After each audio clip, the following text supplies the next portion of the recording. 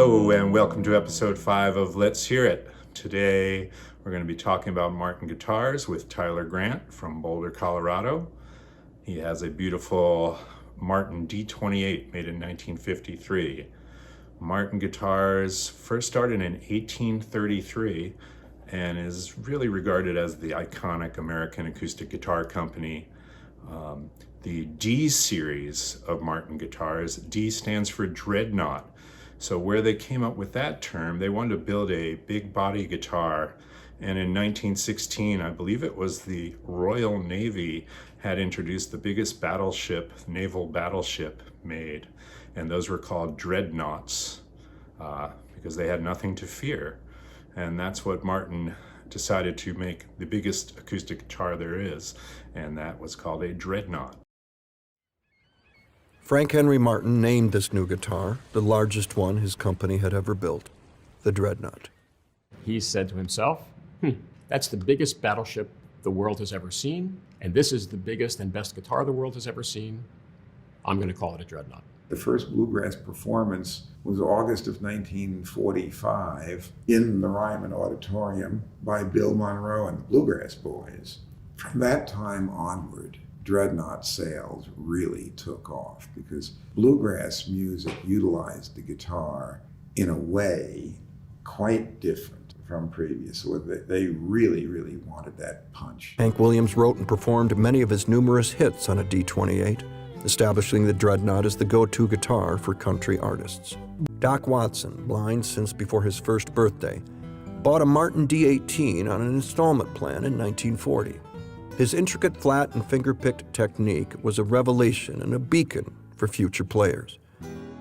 Clarence White, with his band the Kentucky Colonels, played speedy, flat-picked licks on his D28 and forever changed the sound of bluegrass. In 1968, he would help create country rock while playing with the Byrds. So the first D series came out in 1916, and the D28, which is what Tyler is going to show us, was originally introduced in 1931. It's really one of the most famous guitars in music history, I would say, played by everybody from Hank Williams, Neil Young, Bob Dylan, Stephen Stills, Elvis. Elvis played a D28 as well. And Martin is still making the D28s, and they're still very great guitars. The golden age is probably regarded as the pre-war ones, pre-World War II. So that would be from 1931 up until 1945. And then in the 50s, those guitars were so in demand, I think there was a 2-year waiting list to get one. And the one that Tyler's going to show us, as I mentioned, was built in 1953. And we're going to welcome Tyler Grant from Boulder, Colorado. Tyler had a great band called Grant Farm, which is currently on hiatus, but he's also the winner. I don't know if all of you know this, but there's lots of guitar contests and championships, as well as fiddle championships and any instrument you can name it. So at Merle Fest, they have a Doc Watson Guitar Championship, and Tyler has won that. He's also won the Rocky Grass First Place Championship, and Winfield, Kansas, the National Flat Picking Guitar Championships is really the #1 guitar championship or contest, and Tyler is a previous winner of that as well. So we'll bring on Tyler, we'll take a look at his guitar, hear a little bit about it, and hear him play it. So welcome, Tyler Grant. How are you, man? Hi, Gary. I'm doing well. Thank you for having me on the show. You didn't mention the Wayne Henderson Championship in 2005. Yes. That was Winfield is the big prize for, for notoriety and your trophy and whatnot. But as far as guitars go, that Wayne Henderson festival contest was the big win for sure. That's great. Actually, episode 3 of Let's Hear It featured Wayne Henderson guitars. I don't know if you saw that one, but we had 2 of his guitars on there. With Dory and Willard. That was really cool. Yeah. So tell us about your guitar. Tell us where you got it, how long you've had it, and what you love about it. This guitar I picked up in about 2007. It was owned by a fella in Paducah, Kentucky, who had developed some arthritic conditions in his hands and wasn't really able to play as much as he wanted to, and it was kind of under his bed for 4 years. and he wanted to find a good player to put this guitar in a player's hands. And so there was word going around. I was living in Nashville, Tennessee at the time, and there was word going around about this guitar, which was available for a pretty fair price. And this kind of dates back to my Henderson story. I loved my Wayne Henderson guitar. I named it Hannah. She was a beautiful guitar, D28 style, mahogany back and sides, Adirondack spruce. Everything that Wayne's guitars are lauded to be, this guitar had all those properties. And then the book came out, and the values of those guitars skyrocketed to the point where I was just a poor musician scraping by in Nashville. And I had no choice but to let go of that instrument. And watching the episode with Dorian Willard really brought me back and kind of tugged on my heartstrings a little bit, because Wayne's guitars and his whole culture was a big part of my early days in the contest scene and being a flat picker and living in Nashville. And I just had to let that guitar go. And one of the reasons I had to let it go was that I needed this guitar. I needed something that had more of a vintage bluegrass sound. And the day I sold that Wayne Henderson guitar, I cashed that check and drove up to Paducah and purchased this instrument. And I've been in touch with Wayne. I've been back to the festival a couple times, and I was a little worried there might be some hard feelings. But Wayne, being an appreciator of vintage Martin guitars and owning an entire showroom full of them, I knew that he would appreciate this being the tool that I needed for the music that I was playing. And this guitar is, like you said, a 53 D28. It is not in great collector's shape because, as you can see, there are several repaired cracks. All this repair work was done long before I picked up the guitar. The bridge has also been replaced. So those are the main modifications that took away some of its collector's value. However, none of that really affected the tone of the instrument, which is the tone that you need for playing bluegrass music. And really, this guitar is so versatile. It can cover any of that ground. You were mentioning all these players, Stephen Stills, Neil Young, Neil, who famously owns Hank Williams' old pre-war D28 herringbone. Martins are famous for having a rich low end. I call it the country tones or the homely tones. And for rhythm,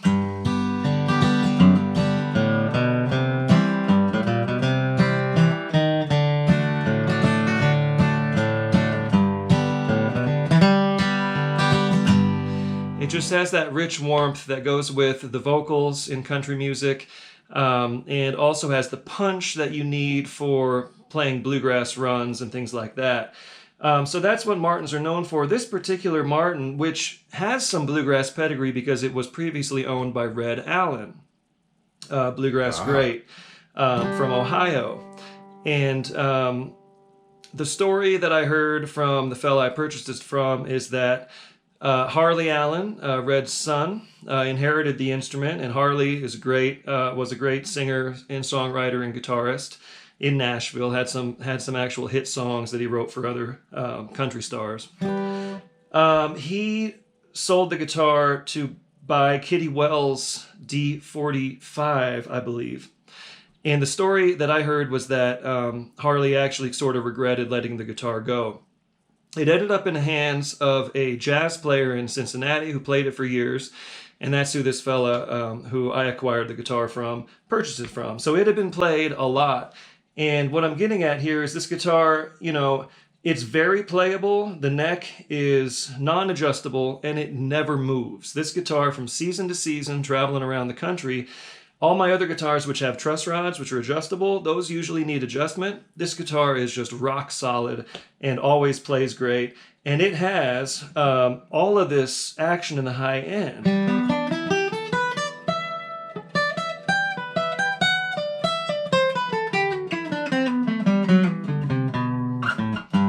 So it's just a great all-around guitar. It's really the only guitar that I'll ever need for all the acoustic stuff that I do. Amazing. And the book you referred to was the finding Clapton's guitar, or I think it's just called Clapton's guitar. We talked Watching about Wayne that. Henderson build the perfect instrument. Exactly, and that did launch a demand for Wayne Henderson guitars. That's a great story about the history of that guitar, and I love that you know all that stuff. And well, let's hear what it sounds like. Give us a little piece. Yeah, well, one advantage of playing a vintage instrument like this is that over time and with some age, the notes develop this kind of rich, toneful character. And also, this blend, this nice cohesive blend between the notes, which lends itself wonderfully to cross-picking style. So I'm going to demonstrate a tune here that has a lot of cross-picking in it, and also shows what this guitar can do in the low end and in the high end. And by the way, this guitar does have a name. It's Old Red, named for Red Allen. So here's a tune that was composed and recorded on Old Red, called Springtime Flat Pickin'.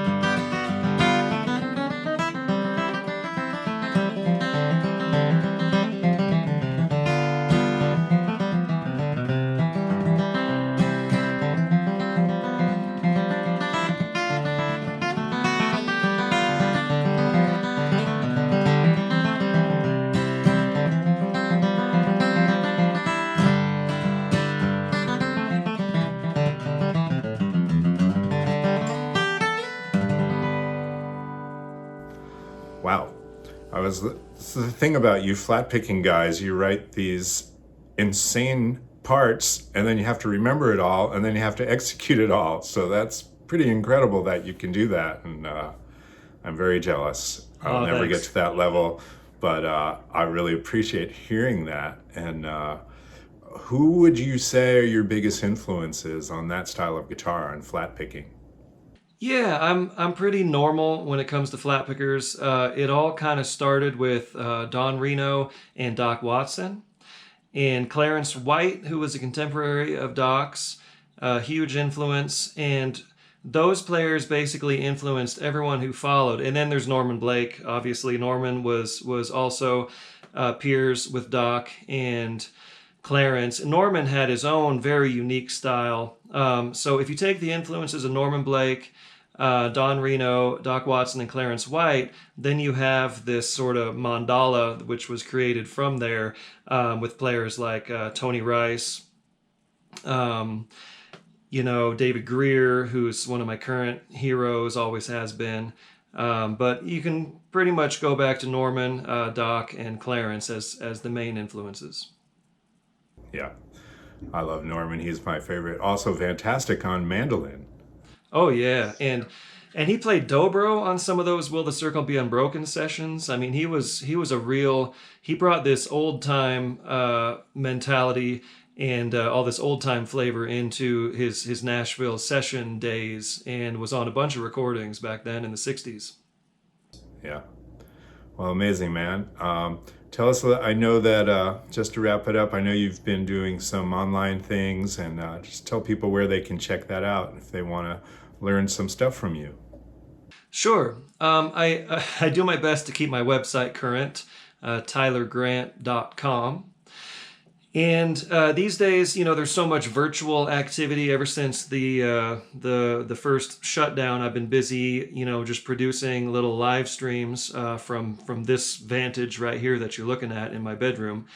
And every Monday night, for the most part, I do a play-along jam where I'll host a slow jam, mid-tempo jam, and a fast jam where I set up a click track, provide solid rhythm for anyone who wants to participate to play along live, and I'll post the set lists ahead of time, and any instrument can play, and they'll kick it off, I'll back them up, and then I'll sing a verse chorus, and I'll take a break so they give some ideas of things they can do on their solos.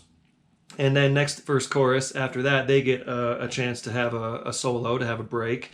So this is kind of like a play along, like the old Jamie Aebersold tapes for the jazz players, or Music -1.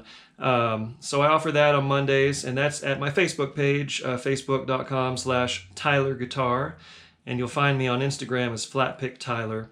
And jamplay.com and truefire.com are big online companies which I do a lot of lesson series for, and I've recently completed a bunch of new material, online instruction material for them. So that's jamplay.com and truefire.com. Amazing. Thanks, man. I'm going to check those out myself. I really appreciate you taking the time and coming on and playing that incredible instrumental for us and showing us that guitar. So, appreciate it. Stay safe in Colorado. Will do. You as well, Gary. There. Thanks so much for having me on. Yeah, you're welcome, man. And check back in a couple days for the next episode of Let's Hear It. Will do. Thanks, man.